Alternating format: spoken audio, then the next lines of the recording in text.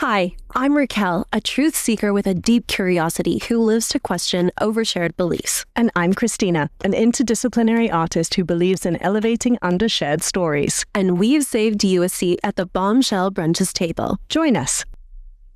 Today, we have the great fortune of recording from Vancouver, BC, also known as the unceded, unsurrendered territory of the Coast Salish peoples, including the Squamish, Stolo, Tsleil-Waututh, and Musqueam nations, whose presence here reaches back to time immemorial.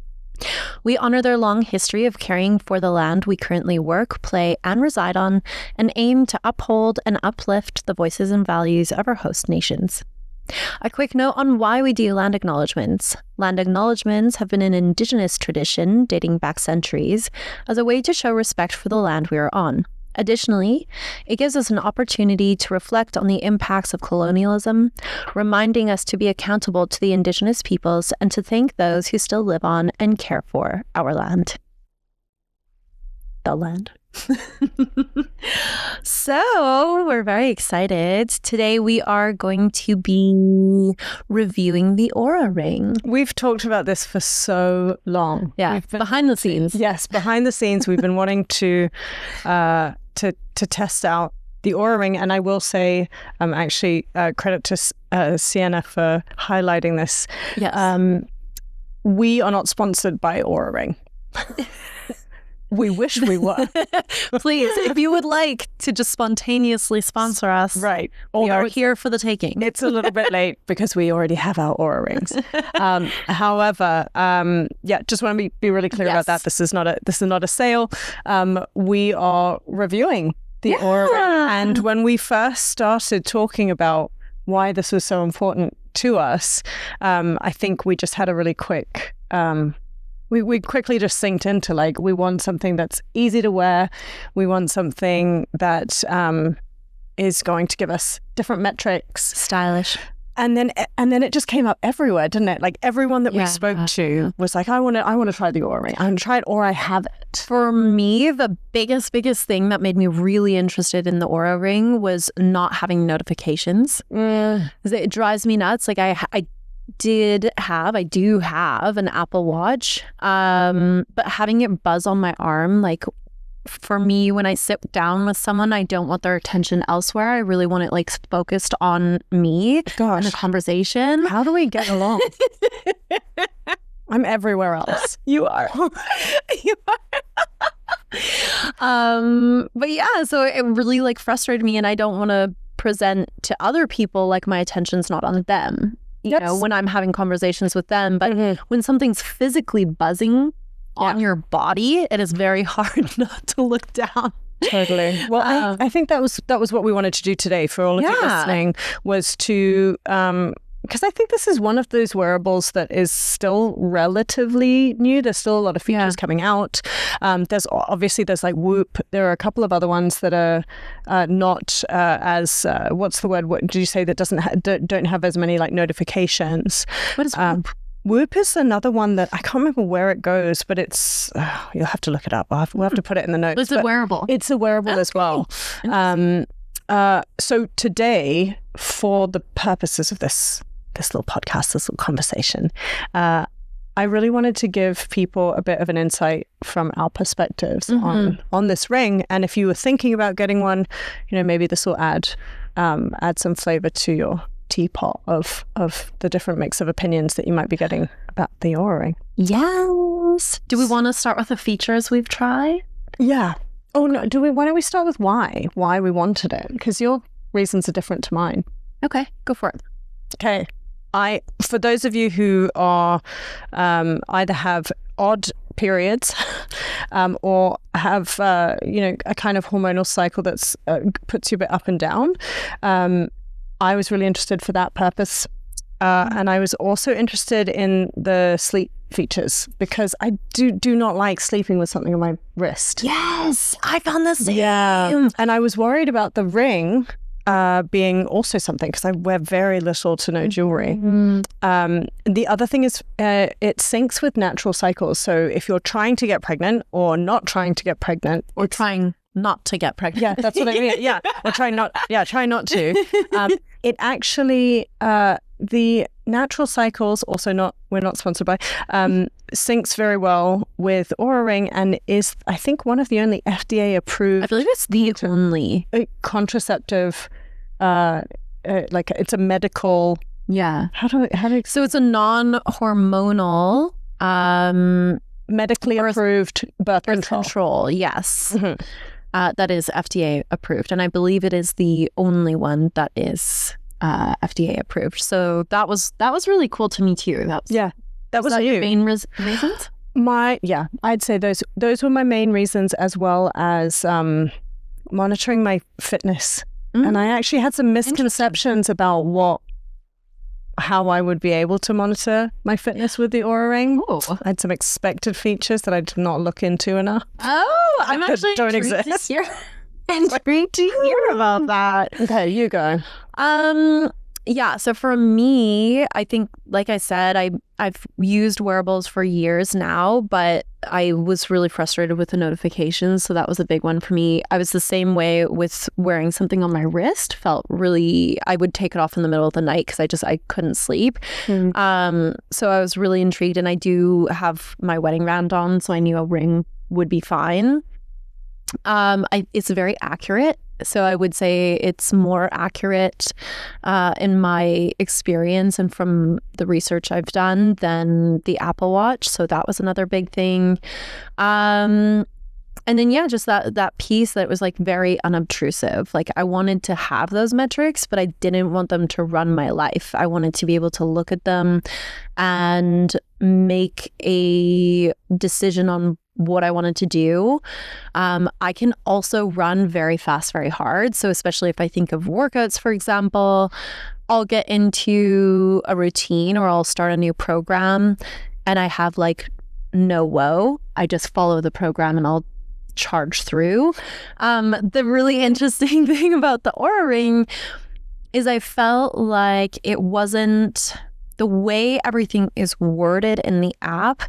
It gives you a lot of perspective about where your body's at and really encourages you to take, a slowdown day if you need it, instead of just being like, you haven't done your steps, you haven't done your 40,000 steps that you're supposed to do. So, did you stand up 6 times? Like, turn around 3 times? Like, I just felt that was too aggressive for me. I'm already kind of a intense person, so I almost needed the slow down. So I thought that was very, very interesting about the Oura Ring. Yeah, I remember when we did the podcast with Dr. Ashley Margison, and we had a hormone doctor come on and talk about how fluid really a lot of women's bodies are. Yeah. Literally. And so with the Oura Ring, I think they're aggregating more data that helps to inform a suggestion. I will say that I had a lot of people as I was canvassing people and saying, what do you think? Do you want one? Do you not want one? A lot of people were like, I really want one because I feel like it would give me good data, but I don't want one because I feel like I'll obsess over that data. And I was like, that's a really good point. And I wondered whether I was going to do the same thing. I wondered whether you were too. Yeah, I do have that personality type. But interestingly, what I realized, there's a great book that I'll also recommend called Intuitive Eating. Okay. And I narrated it, which is not why I'm recommending it. I'm recommending it because I really enjoyed it. Not sponsored. Not sponsored. Everything in this podcast is not sponsored, which is another way of saying if you would like to sponsor us. Like tofu bot. But what my point is, intuitive eating reminded me that we are in a society where we are listening to just pure metrics that are not listening to us deeply, and we're not listening to ourselves as deeply as we can. So sometimes my sleep data would be, because it's quite robust, the sleep data. It's like, what's your REM? What's your sleep latency? Like, how long does it take for you to fall asleep? What's your deep sleep, light sleep, all that sort of stuff. I realized that some days it said, you're doing great. And I was really not doing great at all. And my sleep did not feel good. And so I think understanding how you operate next to how the machine is telling you you're operating and finding a happy medium is important. I actually think that's a great point. And I had a couple of those too. I remember saying to my husband when I first started, I was like, this thing thinks I slept so well. And it says that I should do all of these calories in my active workout today. And I really feel so exhausted. Like, what is it talking about? But I will say then once I did start pushing, I did feel really good. And I think actually I'll save this for when we go through the features, but one of the things that the Oura Ring does do is it takes into account your heart rate and your resting heart rate and your variable heart rate. And that's a really important piece to starting to try to incorporate more than just, steps and more than just your sleep alone, but it's relativity. It is. It gives you your relativity. Yeah. So I think in their app, they call it like your resilience. So you almost want to look more at your resilience number rather than your sleep number, because it could say you slept really well based on length of time. But then they'll look at your heart rate and they'll bring that into a number. I don't know how they mathematically find this number, but that'll cover your resilience. So I've had, I got sick and it was like, oh, your resilience has gone down over the last few days. I was like, oh, that's really interesting that it's noticing that. Yeah, actually, that's a good segue. Let's dive into the features. We've got the phone here. Yes. As for those of you who are watching on the visual podcast, we're both wearing an Oura Ring. You can get them in different colors. And on the inside, there's it's like a little bit of a Total Recall biometric thing that lights up. And this is also red or green. Yeah, red or green. Yeah. When you're sleeping or I guess, I don't know, moving. I think one is like heart rate and one's blood oxygen or something. Okay. I don't know, something like that. So features are another thing that I love about it is the battery life. Batteries, it's pretty substantial. It's like 3 or 4 days for me. And if you do you activate the push notifications, which I highly recommend with the Oura Ring. And they're not overwhelming. They're not overwhelming. Then it'll tell you need to, to sync a battery. So at the very top of it in the homepage, you've got your activity, don't you? Yeah. Well, they give you a couple like reading things. You can read about like heart health or whatever, and they have a little blog. And then, so actually, I don't know if you signed up for this, but there's also extra features that you can sign up for if you want to. So I did because I knew we were going to do this podcast too. So I really wanted to try everything when we started. One is experiments. So at the top of mine, I have experiments. Yeah. And so you can decide like this one was introducing experiments, reduce caffeine. So then you can see how is caffeine affecting my data. I am absolutely categorically not going to reduce caffeine. So that a notification just sits there. So what? Okay. Yeah. I didn't realize they're extra signups. Yes. And then you're right. Then it goes to the activity goal. It will do daytime stress starting 2 hours after. Thank you. You have a tag. It's a visual podcast. It is. It is. Thank you. So daytime stress starts 2 hours after you wake up. You've got your heart rate, and so that'll be either your normal daytime fluctuations, but they'll also have like a resting heart rate and a variable heart rate. And you can from there get your heart rate. I think when you click on it, it says measuring heart rate, hold still, which I find is a useful feature. Yeah. It's like you're at the doctor's office. I know. And then you have your readiness score. So that's kind of what you were, speaking about earlier. It's going to look at various different metrics and tell you whether it believes that you are ready to go or not. But again, personally, yours is going strong. Looks like something affected your sleep quality last night. Don't worry. Sure as heck did. You're ready. 15 months and his name is Ryder. But then it says try to avoid late afternoon naps so that you're ready for a good night of sleep tonight. Yeah, because it can tell I didn't sleep very well last night. Right, so but it's just, like that's a specific instruction too. Like, I feel like I love naps so much. Well, and I've noticed it's interesting. I'll finish the features because the next one is the Oura Advisor, which is what I was just going to speak about. So sometimes the Advisor, this is another one that you have to turn on. It is a beta one. It's an AI advisor. It is hilariously good. Is it? It is Incredible. And I specifically asked it like really complex questions so that we could talk about it on the podcast. Okay. We'll dig into that later. But the Oura Advisor will sometimes ask me how things are going. Like if I didn't have good sleep, it'll ask me like what caused that. They also have tags so that over time you can say, for me with a kid, I would say 99 out of 100 times it's the kid that's causing me to not have sleep because I'm a pretty good sleeper. But if you didn't, it might be that you had caffeine too late in the day or that you had stress going on at work. And so when, or maybe you're at a certain time of your cycle and you tend to not be able to sleep that well at that time. So, you can tag these pieces at that point. I will say too that 2 weeks of data as just a general rule is what you really want before you start getting to note. Yeah, exactly. And then they go into sleep.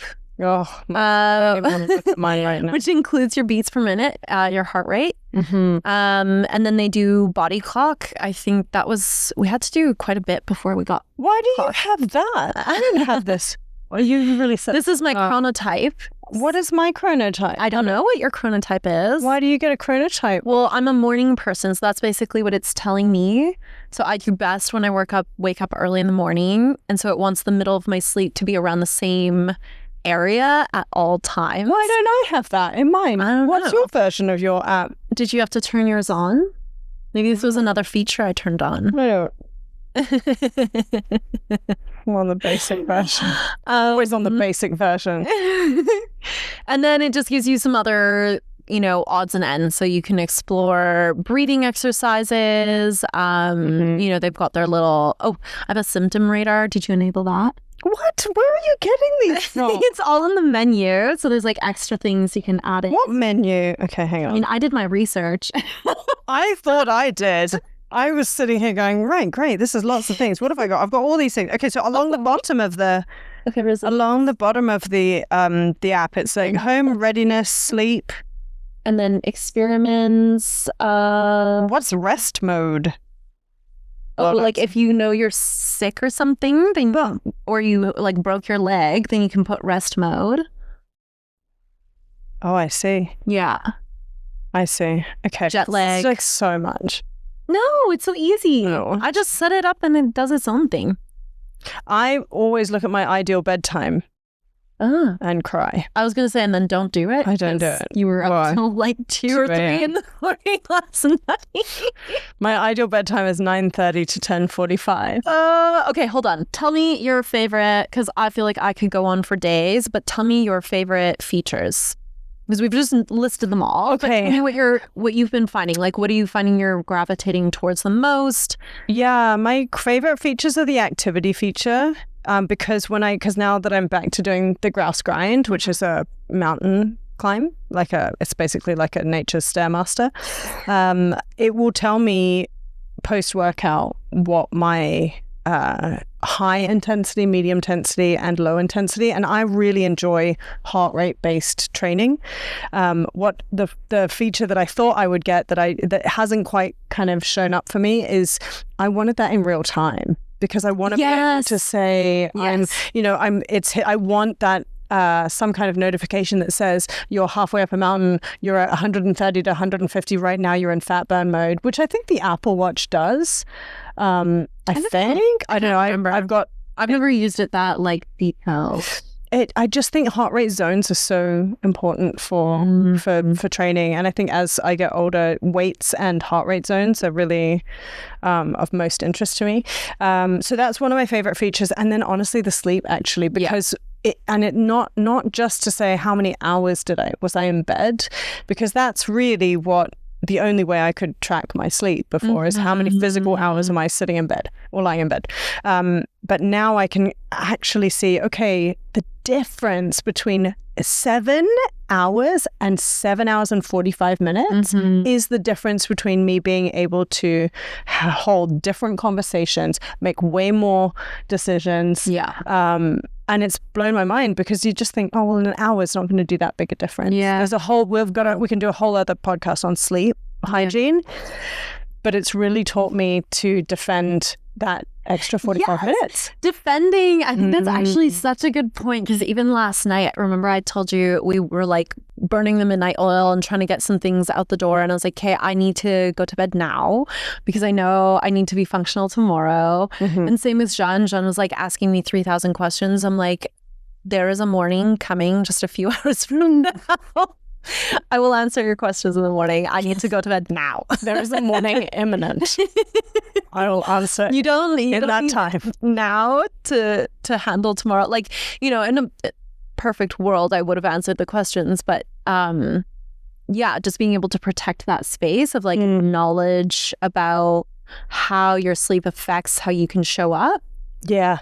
And even the trends, right? Because like I know right now, Christina's, you know, going really hard right now. Potato season. It's potato season, back into that. And for me, like all of my metrics are like, okay, you know, you have stresses, you have peaks and valleys, but I'm really good at bringing it back down, because right now I'm in a season where I can kind of carton myself off a little bit. I can disappear for a few hours. You can shape and flex your time a bit. I can, or just I can go to bed a little bit earlier or whatever. So I've noticed like I'm able to kind of recalibrate a lot better. But as soon as I hit 2-3 days in a row of not getting enough sleep or having high stress or being sick, then all of a sudden, not only is it showing me my metrics for my resilience is down, but I can feel how that has gone down. I think we can get to that decision faster with the ring,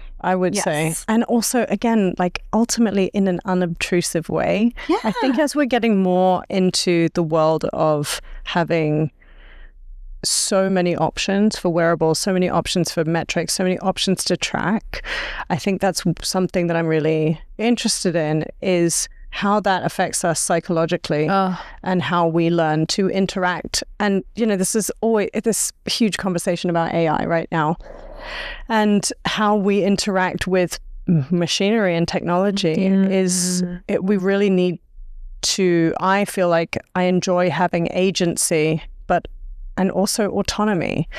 If I'm fully reliant on something to dictate to me what I should be doing, eating, when I should be sleeping, I don't trust it. And not just AI, right? Yeah. Also, if you think about marketing, social media, like going down the rabbit hole, you know, having scrolling, just even noise everywhere all the time. That's a lot. We have to choose our noise now. I think that's exactly it. Like you need to curate what you're allowing in. Agreed. And I think I think for me, the Oura Ring has been enough. But like I said, I've just discovered some things that I could use if I want to. Yeah. But I feel like I do think that the interface is still a little bit less intuitive than I would like. A little clunkier. I would love to be able to type in something saying, here are my these are the most important things to me right now. Here's what I'd love. Is that what you would like? Yeah. Because I have that feature. Okay, great. But I thought I put that in and it still has limitations, right? Like I still can't really get my heart rate range. Okay. I could be wrong here. Let's just maybe it's already out. We're gonna go head over now to the Oura Advisor. Paging AI. Da-da-da-da. Okay. So the Oura Advisor, I was really hoping... It says, hey, what's on your mind? Older messages in our memories. I want to go back to our memories. The user caught a cold from their son. The user has a son. The user has a son. I do. The user's workouts include full body routines and plyometrics and challenging body weight exercises for stability and mobility. Oh, and they're calling them memories. That kind of creeps me out. Well, I've had a few people say it creeps them out. Jean was like, "There's no. Those are my memories." He's like, I don't want that. No. Okay, so I guess I can't like bring up these. No, it just asks me if I want to delete them. So basically what it's done, what the Oura Advisor has done, is it has saved a whole bunch of data that I've given it, and it just the high level data. And so what it does so well, and it really, really does, and I've tried to stump it, like I asked it a lot of questions that were very complex. So I would tell it, for example, it starts to ask you like, what's your activity like? What's your routines? So I would tell it, what are your goals? So I would tell it, I told it, I'm working on increasing my athleticism. I'm doing full body workouts. I'm doing weight training, plyometrics, sprint training, etc., mobility. I'll tell it where I'm finding those. So I said I use the Nike app. I'm doing intermediate to advanced workouts on the app, which, by the way, not sponsored, but it's a great app. It's free. Isn't that the training club? It is. Oh, I love that. But I just, like, if you're an avid worker-outer, don't even do the basic ones because you're just going to be like, this isn't good for me. But if you find the intermediate and the advanced programs are very challenging and they're fantastic programs, truly. Highly recommend them. They're great. But yeah, so I did that. And then I talked about and, asked me about my nutrition and did I need help with anything? And I was like, yeah, you could give me some ideas for nutrition because I want to fuel myself and I want to build muscle, but I'm also trying to lean out after having the baby. I also have a husband who is building a ton of muscle and he's extremely active. And then I have a 15-month-old, so I need food that's good for the baby too. It literally took all of that data and spewed out. And I was like, yeah, you can give me like a couple weeks worth of recipes. And it gave me recipes and snack ideas for all of that. So you can get quite complex with it. Like, is it ChatGPT? Like, I think it's their own internal Oura Advisor. It's not ChatGPT because ChatGPT would then open to that's an open source. So that would be a bit of a data breach. Yeah. Okay. I don't know exactly what machine is kind of using that, but I do know that it is an internal one. So right. You don't have to worry about that. But yeah, it's amazing. It's amazing what it does. I was very, very impressed. I've been in the fitness industry since I was 19, teaching kickboxing and yoga and all sorts of things. And so I have a pretty keen eye for fitness information and nutrition information. And the stuff it was spewing out was very good. It was very good. It was able to handle some complex questions that certain trainers I know could barely answer. We're shifting the way we move in the world, right? Yeah. And with what tools? Yeah. Okay. Well, so, I mean, really, that's our Oura Ring. Wait, one more. What else is there? There's one more thing. What is it? Okay, so this is a little bit about the conjoining with natural cycles. One thing that was a really, really big deal for me and really made me excited to try natural cycles, other than the fact that it's a non-hormonal birth control, which is huge. We can talk about that in another episode, was the fact that natural cycles is using that data. If you wish, you obviously have to opt in for it, to conduct research on women's health, specifically around perimenopause and menopause, because we know, and we've talked about this with Ashley Margeson as well, and with Kemi Adisa, or Miriam Adisa, we know that there is not nearly as much research for women in health. And so things like this are giving us huge amounts of data that's very easy for them to grasp at. And then the research is being done by universities. So it's going to be very, very protected research. You can decide how much you want to share or not share. But sharing this data doesn't put a face on you, but it does give us knowledge and trends for women all over the world, and allows us to start to understand what makes our bodies unique, what makes them tick, and then, over time, what can actually help us. So I think this is really, really, really incredible. And it really feels, honestly, like a big social impact move by just opting in and using an app. I did. I had a moment of, do I want to share my data? And I think there's such a stigma around sharing data. And I think quite rightly, but for this, I felt exactly, I went down the same process. We didn't even have a conversation about it, but I went down the same process where I was like, no, this is really important. And I think they're pretty clear about it being like, this is anonymous. Yeah. Unless you want it otherwise, I think, or something like that. But yeah, that's a very good point. It's a good point. So that's the Oura Ring. I mean, for me, 10 out of 10. I guess final wrap up is I got gold. I got the Horizon. I will say it does scratch, especially if you're doing weightlifting. I have to take mine off. I don't take that is my, I'm very afraid of holding the weight. Oh, I am going to get gloves to cover the ring. Yeah. You can get like a little silicone wrap if you want, but I'm not that precious with it. But just so you know, they do scratch over time, but I don't feel like I don't think it looks bad. So they're a little bit thicker than your average ring. Yeah. I've got the rose gold, which is the most expensive.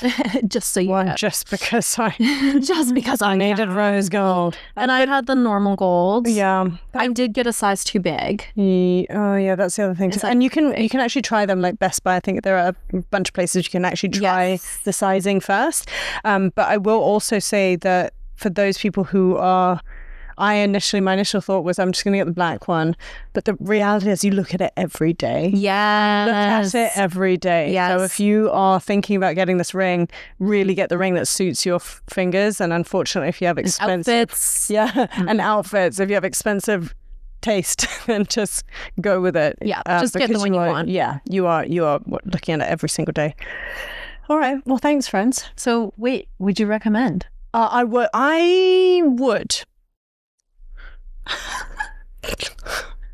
That's so. I would. I always find it hard to recommend anything, but I would say it did what I wanted, and I feel like I'm better off for it. I think what I would recommend is for people to check out the features. There's so many reviews on these rings now that you can find, but really I would suggest that people ask themselves, what am I getting this for, and do I feel like it is going to assist, or is it going to perpetuate my anxiety? Because that was my biggest fear, was that I was going to look at it too much and be looking at it every day. And, and I do look every day, but I look and leave, and I'm kind of aggregating my own data in my own mind at the same time. And I think that's important to remember. So, I think so too. And I think what I've realized with this app, because I knew I wasn't worried about that for myself, but I did have that in the back of my mind for other people. And the thing that I've noticed is that it really only updates you once or twice a day, which is really nice. Whereas I've had other wearables where they're constantly updating you, and I found that really nerve-wracking or annoying or frustrating. It made me just want to like block it out. So I think that is really helpful, that you can look at the data once a day or twice a day, but that you're not perpetually getting, notified throughout. So agreed. I would also 10 out of 10. I mean, I would 10 out of 10 recommend if you're interested in knowing more about what's going on in your system. If you want to see how you're handling stress in your life, if you're in a particularly stressful time, I thought that was one of the coolest features. If you want to know how you're handling the resilience of stress, I thought that was also something that was really important. So it's one thing to get stressed, but can you bring those levels back down? And sleep, I thought that was great. I think there's other trackers that maybe are better if you're only looking at fitness, or that are similar if you're only looking at fitness. But overall, I would definitely recommend. Thanks for showing up, Bombshells. We'd like to thank our brilliant media and production team for their incredible work on each episode. We look so shiny because of them. As for you, my darlings, head to our website, bombshellbrunches.com, to sign up to the mailing list for future events and deals, connect with us on socials, dig into resources, and leave us little love notes. Until next time, stay focused, fierce, and fabulous. Bye. Bye.